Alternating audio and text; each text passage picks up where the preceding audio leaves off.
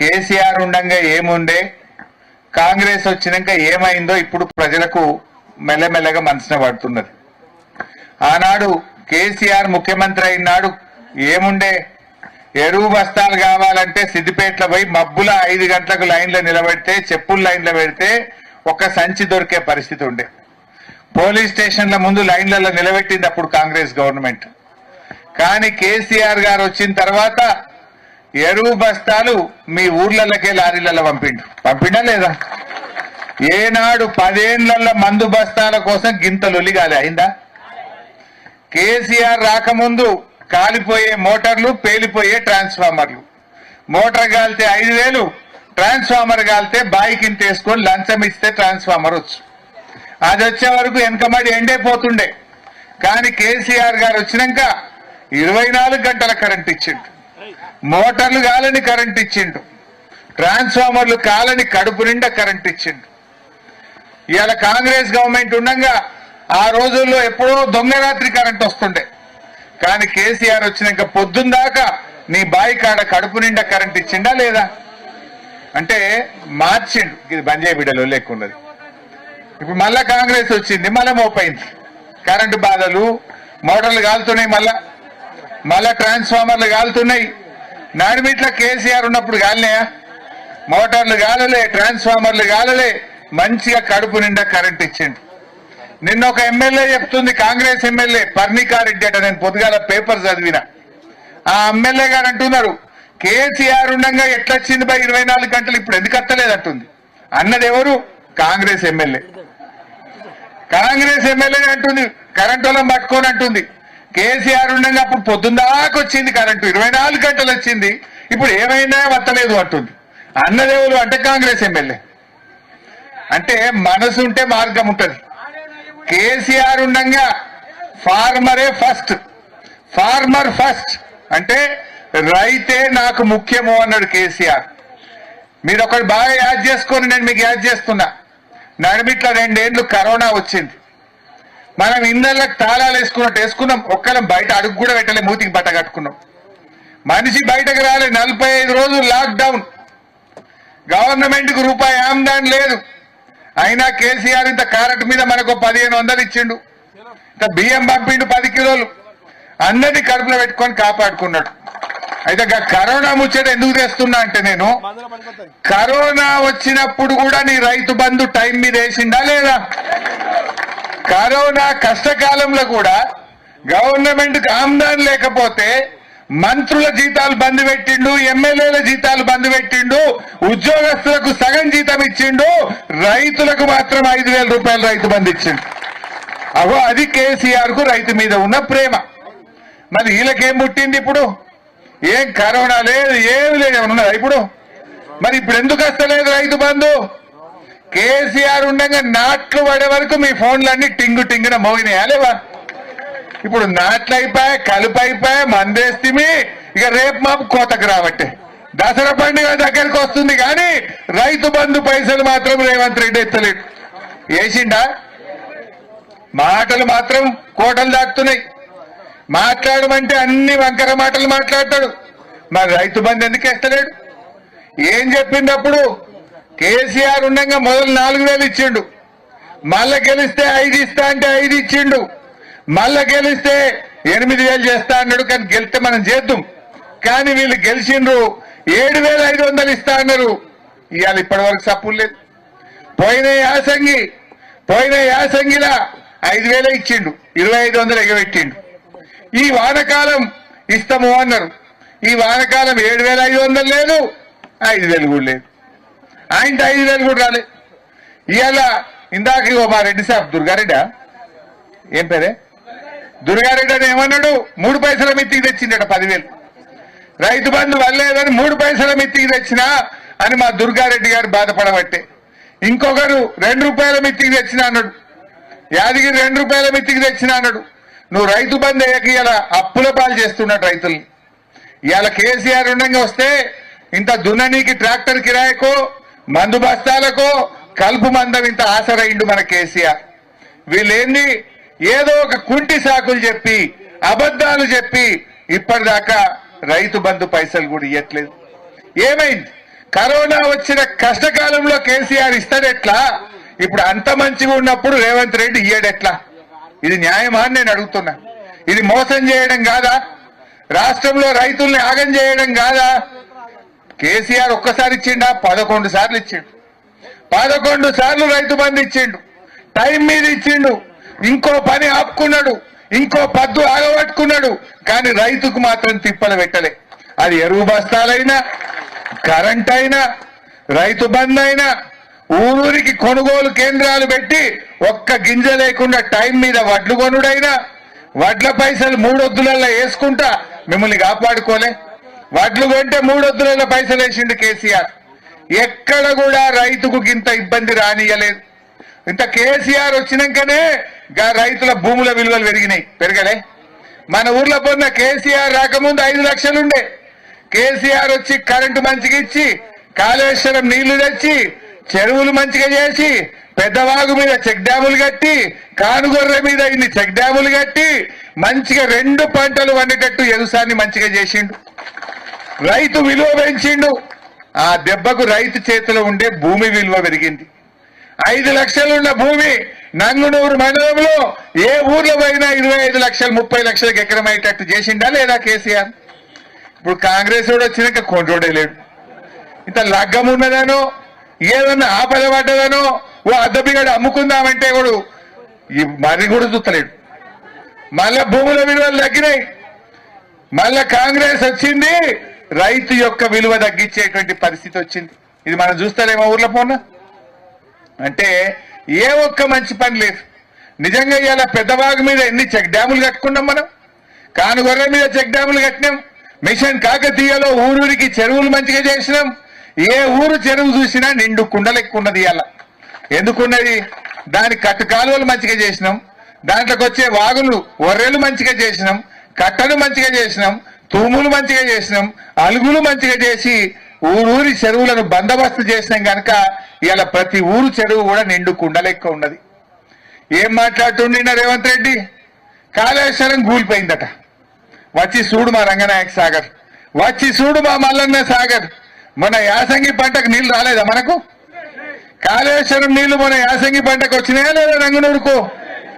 మరి కాళేశ్వరం కూలిపోతే యాసంగి పంటకు నీళ్లు ఎట్లొచ్చినాయి?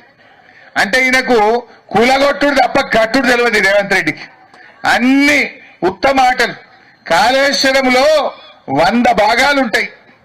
100 భాగాల్లో ఒక భాగములో 160 పిల్లర్లలో 2 పిల్లర్లు కూలిపోతే మొత్తం కాళేశ్వరం కూలిపోయిందని రోజు ఒకటే తిట్టుంటుంది. నీకేనా కట్న ముఖం అయితే తెలుసు. 100 భాగాలుంటాయి కాళేశ్వరం అంటే. 3 బ్యారేజీలు, 19 పంప్ హౌజులు, 18 రిజర్వాయర్లు, సొరంగాలు, కాలువలు ఎన్నో ఉంటాయి కాళేశ్వరంలో. అందులో ఒక్క దాంట్లో 2 పిల్లర్లు పోతే మొత్తం పోయిందంటాడు. మరి మొత్తం పోతే యాసంగి పంటకు నీళ్ళు అడికెళ్ళి వచ్చినాయి. రంగనాయక సాగర్ నిండు కుండోలే ఎందుకున్నది? మల్లన్న సాగర్ లో 21 టీఎంసీల నీళ్లు ఎట్లున్నాయి? కొండ పోచమ్మలో 11 టీఎంసీలు ఎక్కడికేళ్ళున్నాయి? ఇదంతా కాళేశ్వరం కాదా? ఇప్పుడు మళ్ళా రావా యాసంగికి? మనకు నిండా నింపి పెట్టుకున్నాం. ఇప్పుడు వానకాలం అంటే దేవుని దయ వల్ల మంచి కాలం అయింది, వెళ్ళింది. రేపు మళ్ళా యాసంగికి నీళ్లు పోవాలి. కట్టుకొత్తగానే మళ్ళా రంగనాయక సాగర్కి వెళ్ళి నంగునూరులోని ప్రతి కాలువ ద్వారా చెరువులకు, కుంటలకు, చెక్ డ్యాంలకు నీళ్లు ఇచ్చి యాసంగి పంట బరాబర్ వండించుకోమా? అసలు ఎప్పుడన్నా వండిందా మనకి? వెనకట కేసీఆర్ వచ్చి కాళేశ్వరం కట్టినాక నంగునూరులో 2 పంటలు బరాబర్ పక్కా వండించుకుంటున్నాం మనం. నీళ్లకు బాధ లేదు, కరెంటుకు బాధ లేదు, ఎరువులకు బాధ లేదు, పండిన పంట కొనడా అనే బాధ లేకుండా కదా మన కేసీఆర్ చేసింది. ఇది వ్యవసాయం. మన కేసీఆర్ గౌరవం పెంచిండు. వీళ్ళు గెలవాలని, అధికారంలోకి రావాలని ఎన్ని మాటలు చెప్పిండ్రు. 5,000 ఉన్న రైతు బంధుని 7,500 చేస్తామన్నారు. 2 లక్షలు మాఫీ చేస్తామన్నారు. వడ్లకు బోనస్ ఇస్తామన్నారు. అయినా ఏ ఒక్కటన్నా వడ్లకు బోనస్? యాసంగి పంటలు ఏమన్నా ₹1 బోనస్ వచ్చిందా? ఇప్పుడేమంటుండు? మెల్లగా సన్నాలకు మాత్రమే బోనస్ ఇస్తా అని సన్నాయి నొక్కులు నొక్కుతుండు. సన్నాయి మనం పెడతాం అసలు? సన్నాయి రోగాలు ఎక్కువ పెట్టుకుంటాం. 1 దొయ్యో 2 దొయ్యలో ఇంటి మందం తిండి గింజలకు పెట్టుకుంటాం. అంటే ఈయనేంది? మార్కెట్లకు రావి ఇయ్యని దానికి ఇస్తా అంటాడు. ఎలక్షన్లలో ఏం చెప్పిండు? సన్నాల కంటే అప్పుడే గట్టిగా బుద్ధి చెప్పుదురు. అప్పుడేమన్నాడు? అన్ని పంటలకు బోనస్ ఇస్తా, వడ్లకు ఇస్తా, మక్కలకు ఇస్తా, కందులకు ఇస్తా, పెసర్లకు ఇస్తా, పత్తికి ఇస్తా, అన్ని పంటలకు బోనస్ అన్నాడు. ఇప్పుడు అన్ని ఎగబెట్టిండు, ఒక్క వడ్లకు అన్నాడు. ఆ వడ్లకు ఏమంటాడు అంటే పండని వడ్లు సన్నాలకు ఇస్తా అంటాడు. సన్నాల సంగతి మీకు తెలుసు, నాకంటే ఎక్కువ మీకే తెలుసు. దొడ్డి అయితే 25 నుంచి 30 క్వింటాలు వంటాయి, సన్నాలు అయితే 20 క్వింటాలే వంటాయి. 5 క్వింటాలు తక్కువ వంటది. ఇక దానికి నువ్వు ఇచ్చేదేంది? ఒకటి. 2, సన్నాలకు రోగాలు ఎక్కువ, దోమపోటు, ఈ పోటు, ఆ పోటు, రోగం ఎక్కువ. ఇప్పుడు మన నంగునూరులో నేను అడుగుతున్నా, ఒక 5 పైసలు 10 పైసలు సన్నాలు ఉంటాయి, రూపాయికి 90 పైసలు దొడ్డే ఉంటాయి. అంటే ఇప్పుడు బోనస్ ఎగబెట్టినట్టా కాదా?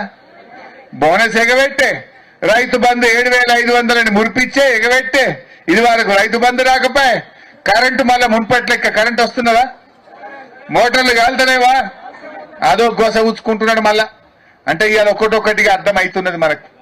ఇక రుణమాఫీ మొన్న ఏం చెప్పినప్పుడు ఎలక్షన్ అప్పుడు, ఇంకెవరైనా తెచ్చుకోని వాళ్ళు ఉంటే జల్లి ఉరుకురి, బ్యాంకుకు ఉరుకురి, జల్లి తెచ్చుకోరి. ఇక 9వ తారీఖు నేను రాగానే మొదలు సంతకం పెడతా, మొదలే రుణమాఫీ. ఇక మీ వాటినే ఉంటాయి బ్యాంకుల, జల్లి ఉరుకుర్రి అన్నాడా లేదా? ముందు సంతకమే అన్నాడు. మరి 9వ తారీఖు బదులు 2 రోజుల ముందే ఎక్కిండు, 7వ తారీఖు ఎక్కిండు. ఏడ ఎవరన్నా గుంజుకపోతాడు అనుకున్నా మొదలే ఎక్కిండు. ఎక్కినావు మంచిదే, మరి సంతకం ఏది? పెట్టలే. సప్పుడు లేదు, ఎన్నిసార్లు అడిగినా మాట్లాడతలేడు. పార్లమెంట్ ఎలక్షన్ వచ్చింది, నేను గట్టిగా పట్టిన పార్లమెంట్ ఎలక్షన్లల్లా. అరే ఏ ముఖం పెట్టుకొని ఓట్లు అడుగుతావా నువ్వు? మొదలు సంతకం పెడతా, 7వ తారీఖే రుణమాఫీ చేస్తాను, మళ్ళా ఏ ముఖం పెట్టుకొని పార్లమెంట్ ఎలక్షన్లలో ఎంపీ ఎన్నికలలో ఓట్లు అడుగుతావని బిగ్గరగా దొరకబట్టినా. బిడ్డ నీ సంగతి ఏంటి? నువ్వు పార్లమెంట్ ఎన్నికల్లో ఓటు అడగాలంటే నువ్వు రుణమాఫీ చేయాలి. నువ్వు రుణమాఫీ చేస్తావా చెయ్యవా అని గట్టిగా పట్టినా. నేను తిట్టుడు పెట్టినా, రోజు తిట్టుడు పెట్టినా.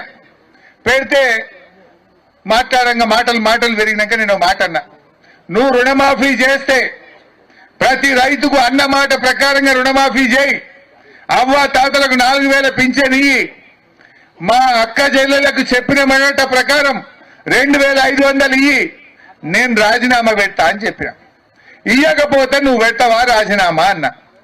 నేనేమన్నా, నా ఒక్కనికి ఎమ్మెల్యే పదవి కంటే మా అక్క చెల్లెలకు నెలకు 2,500 వస్తే నాకు సంతోషం. నా ఒక్కనికి ఎమ్మెల్యే పదవి కంటే మా రైతులందరికీ రుణమాఫీ అయితే నాకు అందులో సంతోషం ఉంటది. నా ఒక్కరికి ఎమ్మెల్యే పదవి కంటే మా ముసలోళ్ళ కేసీఆర్ 200 ఉంటే 2,000 చేసిండు, నువ్వు 4,000 చేయరా బిడ్డ, అవ్వా తాతలకు 4,000 వస్తే నాకు సంతోషం, నేను అవన్నీ వస్తే నేను వదిలిపెట్టా ఎమ్మెల్యే అని చెప్పిన. నువ్వు విడిచిపెట్టావా చేయకపోతే అన్న. సవాల్ తయారన్నాడు, మంచిదన్నాడు, ఓకే అన్నాడు. మరి ఏం చేసిండు? 15 ఆగస్టు వరకు ఎంతమందికి చేసిండ్రో మీకు తెలిసింది. చేస్తకి ఇంతమంది వస్తారా? గిడికి ఒక్క నంగునూరు మహిళలకు ఇంతమంది వస్తారా? మీరే ఆలోచించండి. మొదలేమో 49,000 కోట్లు మాఫీ చేస్తామన్నారు, తర్వాత 31,000 అన్నారు. చేసింది ఎంత అంటే 17,000. 49కి వెళ్ళి 31 వచ్చింది, 31కి వెళ్ళి 17,000 కోట్లకు వచ్చింది. నేను నంగునూరులో లెక్కలు తీపిచ్చిన, అసలు ఎంతమందికి అయిందే మా నంగునూరులో అన్న. ఈ నంగునూరులో దాదాపు 11,000 మంది రైతులు అప్పు తెచ్చుకున్నారు. అయింది ఎంతమందికి అంటే 5,102 మందికి అయింది. అయినోళ్ళు తక్కువ, కానోళ్ళు ఎక్కువ. మరి ఉల్టా ఏమంటాడు? హరీష్ రావు ఆడ నిద్రపోతున్నావు, ఇంకెప్పుడు రాజీనామా చేస్తావు అన్నాడు. నేను ఆడ నిద్రపోతున్నా, నీ గుండెల్లో నిద్రపోతున్నా బిడ్డ, నేను నిద్రపోనియా. మొత్తం మందికి రుణమాఫీ అయ్యేదాకా నేను విడిచిపెట్ట రేవంత్ రెడ్డి, నీ గుండెల్లో నేను నిద్రపోతా అని నేను చెప్పిన. మరి అయిందా మొత్తం? నిజానికి ఆయనతో ఆటనమందం ఎందుకైంది? నేను గట్టిగా ఎంబడ పడితే భయానికో భక్తికో ఇజ్జత్కో ఆ పార్లమెంట్ ఎలక్షన్ పుణ్యమని ఓ సగం అంతా చేసిండు, ఇంకా సగం అంతా మిగిలింది. ఇప్పుడు ఇడిచిపెట్టనా? ఈ మీటింగ్ ఎందుకు పెట్టినా? ఆయనతో అయ్యేదాకా ఆయనకు తెలవాలి.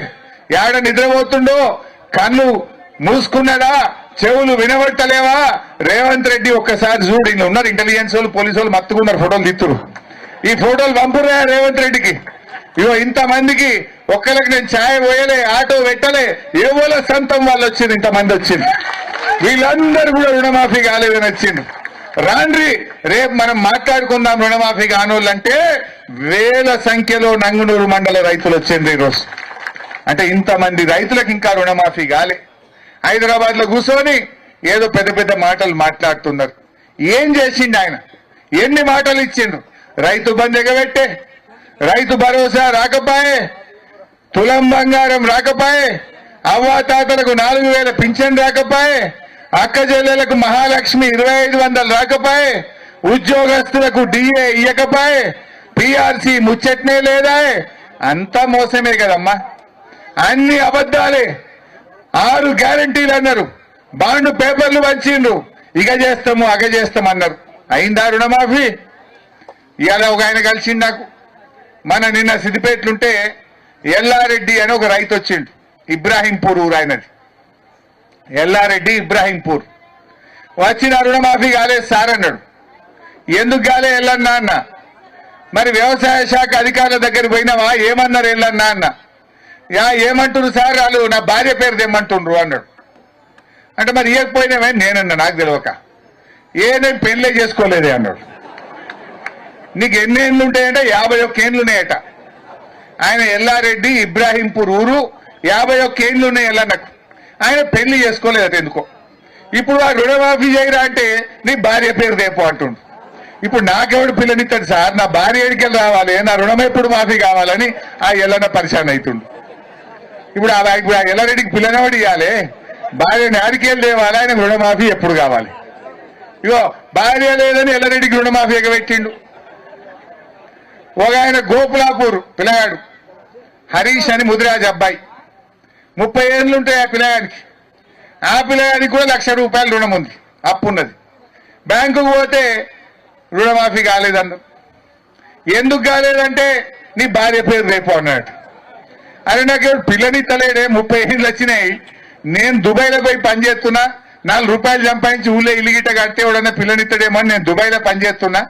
ఈ రేవంత్ రెడ్డి రుణమాఫీ చేస్తాడంటే వచ్చినేమో ₹1,00,000 తీసుకుందామని నేను దుబాయ్కి వెళ్ళి టికెట్ పెట్టుకొని వచ్చినా ఈ టికెట్ పైసలు ఖరాబ్ అయిపోయాయి, అప్పు మాఫీ కాలేదని ఆయన నెత్తంతా నోరంతా కొట్టుకొని నా దగ్గరికి వచ్చిపోయింది. చాట్లపల్లి హరీష్ ఆయన పేరు. పాపం ఆయనకు దుబాయ్కి వెళ్ళి వచ్చినట్టుగా రుణమాఫీ అయింది, పడేమో బ్యాంకులో తీసుకుపోదామని ఆయన వచ్చిందట. వస్తే ఇక రుణమాఫీ కాలే. ఎందుకు కాలేదు అంటే నీ భార్య పేరు రేపు అంటుడట. 30 ఏళ్ళ పిల్లగాడు, పిల్లలేమో ఇయ్యలేదట. ఆయన దుబాయ్లో బతుకుతుండు. ఇప్పుడు పెళ్లి ఎప్పుడు కావాలి, రుణమాఫీ ఎప్పుడు కావాలి ఆయనకు? ఇంకొక అవ్వ మనెమ్మ, నారాయణరావుపేట ఊరు మనెమ్మ. మొన్న నేను సిద్దిపేట ఉంటే ఇంటికి వచ్చింది. బిడ్డ నా రుణమాఫీ కాలేదు అన్నది. నేను ఏమైందని ఆ బ్యాంకు వాళ్ళకి ఫోన్ చేసిన, వ్యవసాయ శాఖ అధికారులకు ఫోన్ చేసిన. ఏమైందా ఈ మనక్క ఫోను రుణమాఫీ కాలేదట, ఏమైంది అని ఆ మనెమ్మ గురించి వాళ్ళకి ఫోన్ చేసిన. ఫోన్ చేస్తే వాళ్ళు ఏమంటారు, సార్ వాళ్ళ భర్త ఆధార్ కార్డు తెమ్మంటే తెత్తలేదు అన్నారు. నేను మనెమ్మని అడిగిన, ఏమాయమ్మా ఆధార్ కార్డు అక్కడ తీసుకుపోయినావని నేనన్నా. అంటే ఆ మనక్కేమన్నది, సార్ నా మొగుడు 2010లో చచ్చిపోయిండు, ఈ ఆధార్ కార్డు 2011లో పుట్టింది, నేను ఎడికెళ్ళి తెత్తు అంటుంది. ఆధార్ కార్డు పుట్టకుండే ఆమె భర్త చనిపోయిండు, ఇప్పుడు నువ్వు ఆధార్ కార్డు అంటే ఆడికెళ్ళి తేవాలి మనకి? ఇప్పుడు ఏమన్నా మంత్రమే అలా మాయ చేయాలన్నా? ఇవో గిట్లున్నది రేవంత్ రెడ్డి కథ. అంటే ఏవో ఒక కుంటి సాకులు పెట్టి, అబద్ధాలు చెప్పి, 31 సాకులు పెట్టి ఒకరికి రుణం మాఫీ అయితలేదు. ఇగో మా పురేందర్ గారు,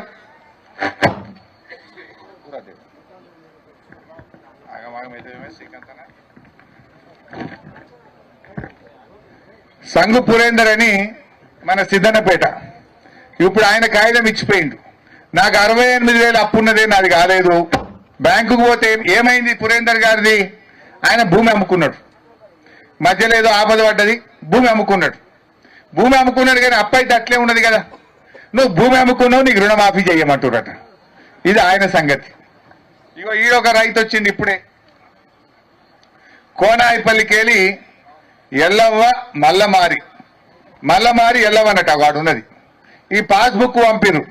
ఎంతున్నది మల్లమారి ఎల్లవ కంటే 94,547 ఉన్నది. మరి అయిందా? 2 లక్షల లోపు అయిందంటున్నారు.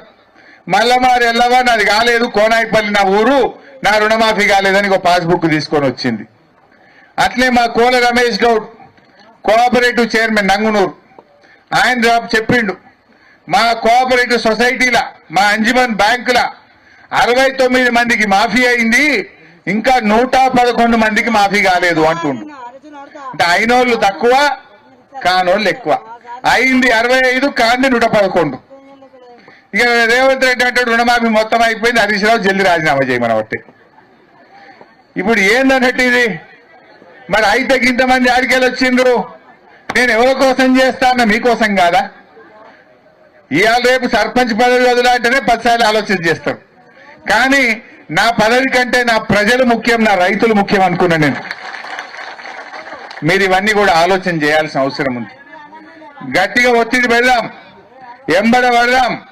ఎట్టి పరిస్థితుల్లో ఈ కాంగ్రెస్ ప్రభుత్వం మెడలు వంచి ప్రతి రైతుకు రుణమాఫీ అయ్యేదాకా నిద్రపోము. కేసీఆర్ గారి నాయకత్వంలో పోరాటం, అందరికీ రుణమాఫీ చేయించి తీర్థం. రైతు బంధు కూడా పడాలి. ఇప్పుడు లేట్ అవుతుంది, వానకాలం. చెప్పిన మాట ప్రకారంగా 7,500 రూపాయల రైతు బంధు ఇవ్వాలని చెప్పి కూడా నేను డిమాండ్ చేస్తా ఉన్నా. ఆయన పేరు యనుమల రేవంత్ రెడ్డి. ఆయన మాటలు, ఆయన పని చూస్తే ఎగవేతల రేవంత్ రెడ్డి లెక్క కనబడుతున్నాడు. యనుమల రేవంత్ రెడ్డి కాదు, ఆయన ఎగవేతల రేవంత్ రెడ్డి. రైతు బంధు ఎగబెట్టిండు, 4,000 పింఛన్ ఎగబెట్టిండు, అక్క చెల్లెలకు 2,500 ఎగబెట్టిండు, బోనస్ ఎగబెట్టిండు, ఉద్యోగస్తులకు డిఏలు ఎగబెట్టిండు, తులం బంగారం ఎగబెట్టిండు. అందుకే నువ్వు యనుమల రేవంత్ రెడ్డివి కాదు, ఇవాళటికెళ్ళి నువ్వు ఎగవేతల రేవంత్ రెడ్డివి అని చెప్పి నేను చెప్పదలుచుకున్నా. ఇప్పటికైనా ఎగ్గొట్టుడు బంద్ చేయి. ఇప్పటికైనా ఇచ్చిన మాట ప్రకారంగా రైతులకు మేలు చేయి, కన్ను తెరువు అని చెప్పి నేను రేవంత్ రెడ్డిని ఈ నంగునూరు వేదికగా నేను హెచ్చరిస్తా ఉన్నా. రేపు రాబోయే రోజుల్లో మా కేసీఆర్ గారి నాయకత్వంలో బిడ్డ నీ ప్రభుత్వాన్ని ఇడిచిపెట్టాం. రేపు అసెంబ్లీలో కూడా స్తంభింపజేసైనా అసెంబ్లీలో గట్టిగా కొట్లాడి రైతులందరికీ రుణమాఫీ జరిగే విధంగా చూస్తాం. అదేవిధంగా ఇగో ఇది మా వాళ్ళు మలయాళకెళ్ళి తెచ్చిర్రు. రేషన్ కార్డుల ఒక దాంట్లో 2 పేర్లు నేను ఎగబెట్టిండు. చెప్పుడేం చెప్పిండు, రేషన్ కార్డుకు రుణమాఫీకి సంబంధం లేదంటాడు. కానీ రేషన్ కార్డులో తల్లిదండ్రికి అప్పుండి కొడుకుకు అప్పుంటే ఇద్దరికి మాఫీ చేయకుండా ఆగబట్టిండ్రు. మొన్న ఒక ఆయన చిట్టాపురం గ్రామం దుబ్బాక మండలం సురేందర్ రెడ్డి అనే ఒక రైతు పాపం ఆత్మహత్య చేసుకున్నాడు. ఆడ వ్యవసాయ శాఖ ఆఫీస్ ముందు చెట్టుకు వేసుకొని చచ్చిపోయింది సురేందర్ రెడ్డి.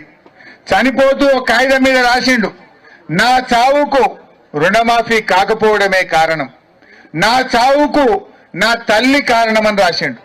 ఇదేంద్రా నాకు అర్థం కాలేదు. తల్లి కారణమే, తల్లి కొడుకు చావు కోరుకుంటుందా? ఇదేంద్రా నేను అర్థం చేసుకొని వాళ్ళ ఇంటోళ్ళని పోయి మాట్లాడిస్తే తల్లి పేరు మీద 1,40,000 అప్పు ఉందట, ఈయన పేరు మీద 1,50,000 అప్పు ఉందట. బ్యాంకుకు పోతే మీ ఇద్దరి కలిపి 3 లక్షలు దాటినాయి, ఆ మీద అప్పు కడితేనే ఇస్తాము అంటుడట. ఇప్పుడు నేను ఏడికెళ్ళి కట్టాలి? ఇప్పుడు తల్లి అప్పు నేను ఏడికెళ్ళి కట్టాలి? రేషన్ కార్డు నిబంధన పెట్టి రేషన్ కార్డులో తల్లిది చిన్న కొడుకుది 2 పేర్లు ఒక దాంట్లో ఉన్నాయట. పెద్ద కొడుకు పేరు లేదు, ఆయనకు మాఫీ అయింది. తల్లి చిన్న కొడుకు ఒక్క దాంట్లో ఉన్నందుకు 2 పేర్ల మీద మాఫీ చెయ్య అని చెప్పి ఆగబడితే పాపం సురేందర్ రెడ్డి చెట్టు కురేసుకొని ఆత్మహత్య చేసుకున్నాడు. నీకు తగునా రేవంత్ రెడ్డి? నువ్వేం చెప్పినావు? రేషన్ కార్డుతో సంబంధం లేదన్నావు, రేషన్ కార్డుతో సంబంధం లేకుండా రుణమాఫీ చేస్తా అన్నావు. మరి ఎందుకు ఇంతమంది ఆగబట్టినవి? ఒక మల్యాల ఊర్లో ఇంతమంది కాగినాయి, ఒక రేషన్ కార్డు పేరు మీద ఇంతమంది ఆగబట్టినావు. బ్యాంకులు అప్పిచ్చేటప్పుడు రేషన్ కార్డు అడిగినరా? పాస్బుక్ అడిగిండ్రు గంతే. పాస్బుక్ చూసి అప్పిచ్చినప్పుడు మాఫీ చేసేటప్పుడు కూడా పాస్బుక్ చూసే మాఫీ చేయాలి. ఎందుకు రేషన్ కార్డుతో ముడిపెడుతున్నావు? ఇది మోకాలకు బోడగుండుకు ముడిపెట్టినట్టు రేషన్ కార్డుతో ముడిపెట్టి రైతుల ఉసురు పోసుకుంటున్నాడు ఇవాళ రేవంత్ రెడ్డి గారు. దయచేసి ఆలోచన చేయండి. ఇప్పటికైనా రైతుల ఆవేశాలు రాకముందు ఈ పండుగలోపు, వచ్చే బతుకమ్మ దసరా పండుగలోపు రైతులందరికీ రుణమాఫీ చేయాలని ఈ ప్రభుత్వాన్ని హెచ్చరిస్తా ఉన్నాం. మా మల్లారెడ్డి అన్న చెప్పినట్టు ఒకవేళ పండుగలోపు చేయకపోతే మొత్తం తెలంగాణ హైదరాబాద్ కు వచ్చి నీ సెక్రటరియట్ ముట్టడించడానికి కూడా తయారున్నాం, జాగ్రత్త అని చెప్పి హెచ్చరిస్తూ జై తెలంగాణ.